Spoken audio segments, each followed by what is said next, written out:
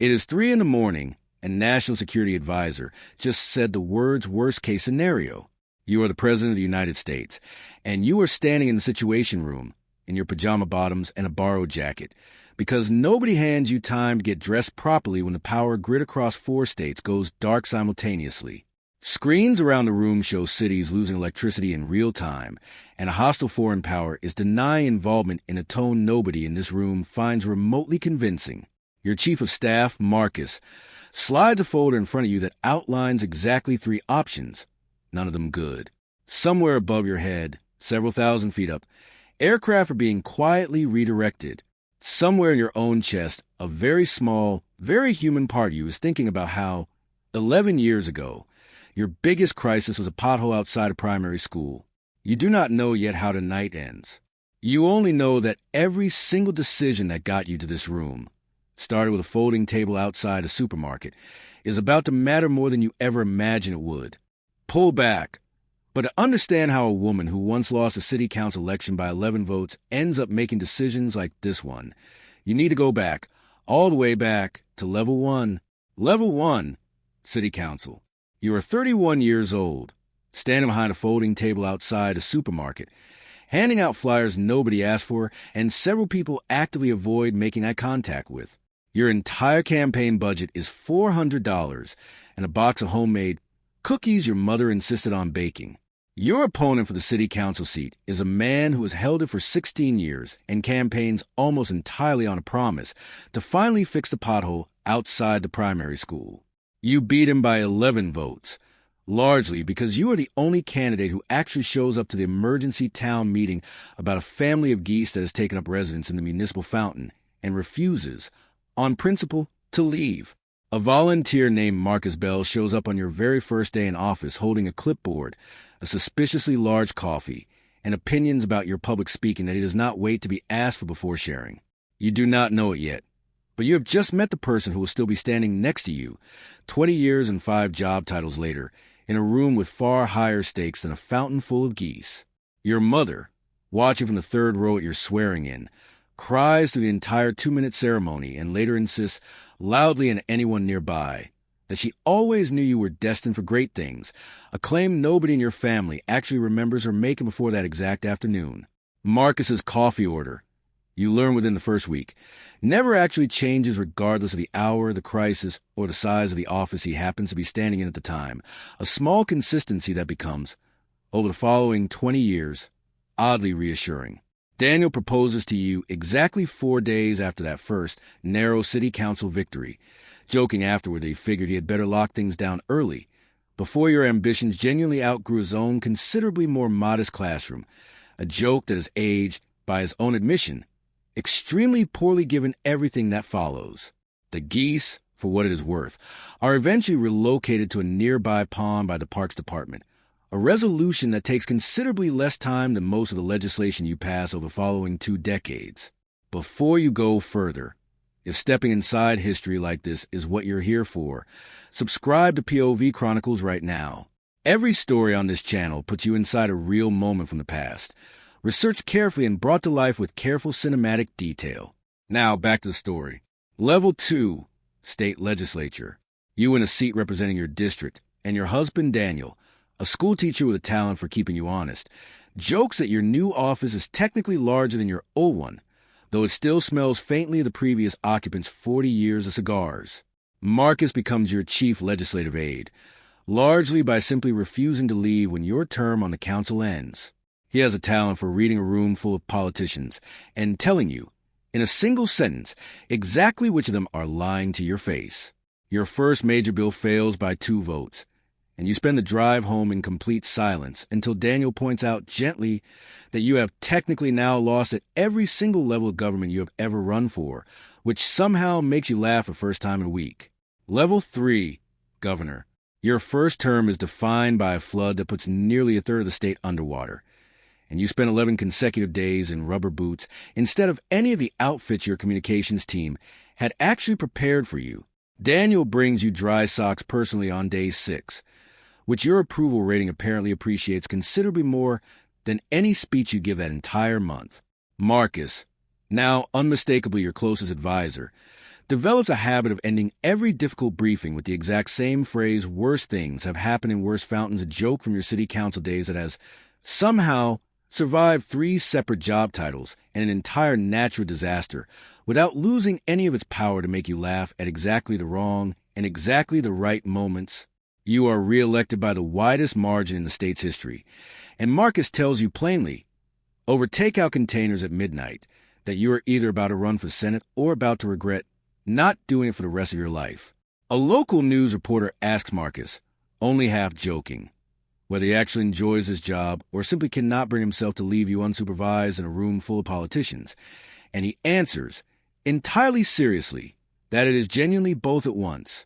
The flood eventually recedes, but the rubber boots, oddly, become something of a personal trademark for the rest of your time as governor, appearing in editorial cartoons so often that Daniel eventually buys you a second, nicer pair purely as an inside joke between the two of you. Your mother visits the governor's mansion exactly once, spends most of the tour photographing the kitchen rather than any of the official staterooms, and later insists it is by far the most impressive part of the entire building, a verdict your communications team finds both baffling and, privately, extremely relatable. Marcus never once lets you forget it either. Level 4, United States Senator.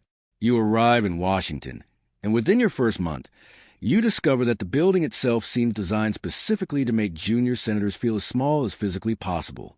Marcus, now your chief of staff, keeps a small, hand-drawn map in his desk, drawer marking exactly which committee members actually read the bills they vote on.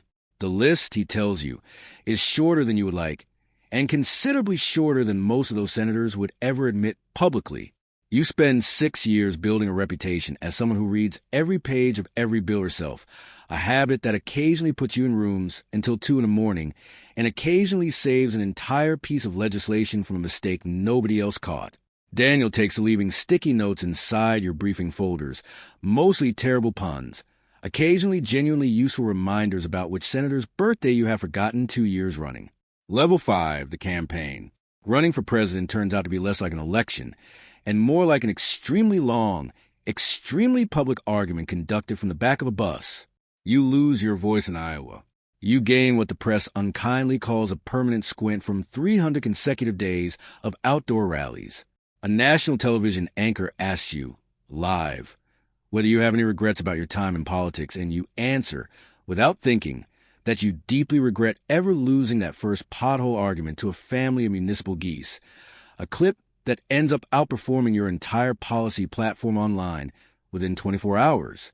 Daniel joins you for exactly 1 full week of the campaign trail before admitting, with visible relief, that teaching 14-year-olds is genuinely less exhausting than this, a sentence Marcus repeats to you privately for months afterward whenever you complain about your schedule. On election night, you win by a margin so narrow that Marcus does not actually let himself smile until a concession call comes through just after midnight. Your daughter falls asleep on a hotel ballroom sofa 40 minutes before the result is even confirmed, entirely unbothered by the fact that her mother is about to become president. You keep, tucked inside your Senate desk drawer, the exact same clipboard Marcus carried on your very first day in city council office, a small private ritual neither of you has ever fully explained to anyone else on staff. Your daughter, not yet 10 years old during the Senate years, announces at a school career day that her mother's job mostly involves reading extremely long documents and complaining about traffic in Washington, a description Marcus later admits is disturbingly accurate for a 9-year-old assessment of federal legislative work. You lose precisely 1 Senate re-election bid worth mentioning, not for your own seat, but for a colleague you have personally endorsed, and Marcus keeps the losing campaign button in the same desk drawer as the old clipboard, filed, he says, under lessons rather than failures. Daniel keeps every single one of his sticky note puns in a shoebox at home, a collection Marcus describes, not unkindly, as the single worst archive of political wit ever assembled by a serving first gentleman. Level 6, 11 months into your term. The call comes in at 2:30 in the morning.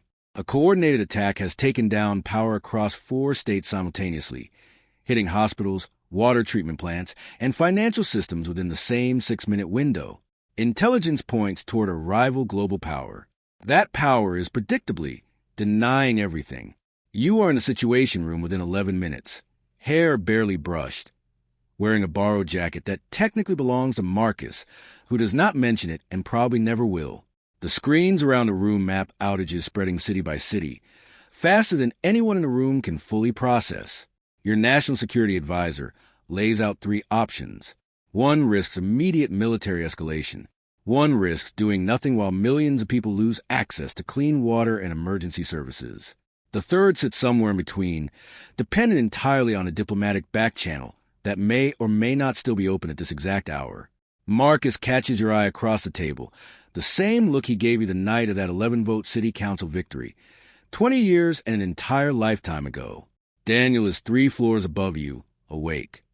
Though you will not learn until much later that he spent most of that night quietly rereading your old city council campaign flyer, the one with your terrible early career headshot, kept for reasons he has never fully explained. You catch sight of your own reflection in a darkened window on the way into the Situation Room, hair barely brushed, and think, absurdly, that this is easily the least camera-ready you have looked since that very first supermarket folding table 20 years ago, an observation you decide, wisely, not to share with anyone in the room. A junior aide, barely out of college, brings you a mug of coffee with hands that are shaking considerably more than your own, and you thank him by name, a small habit Marcus taught you years ago that has never once failed to steady a room slightly. One of the younger analysts in the room, clearly on her first genuine national crisis, keeps glancing toward Marcus for reassurance rather than toward you, and you find yourself unexpectedly grateful for a chief of staff calm enough that an entire room instinctively trusts his expression over the president's own. You think, for exactly one unhelpful second, about the geese in that fountain 20 years ago, and how absurd it is that both moments somehow demanded the same basic instruction from Marcus.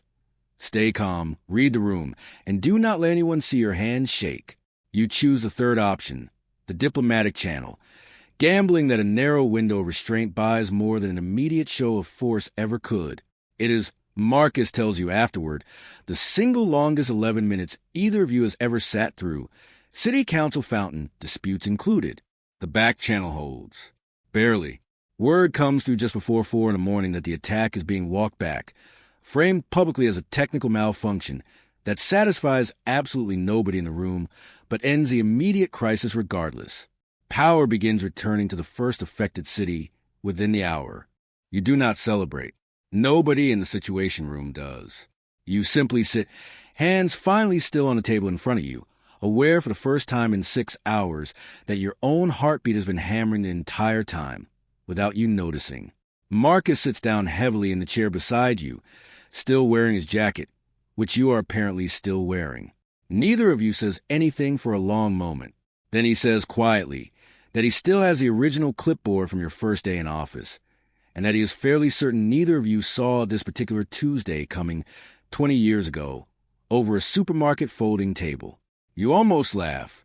It comes out closer to something between a laugh and simple exhaustive relief, and either way, it is the first genuinely light moment either of you has had in 6 hours.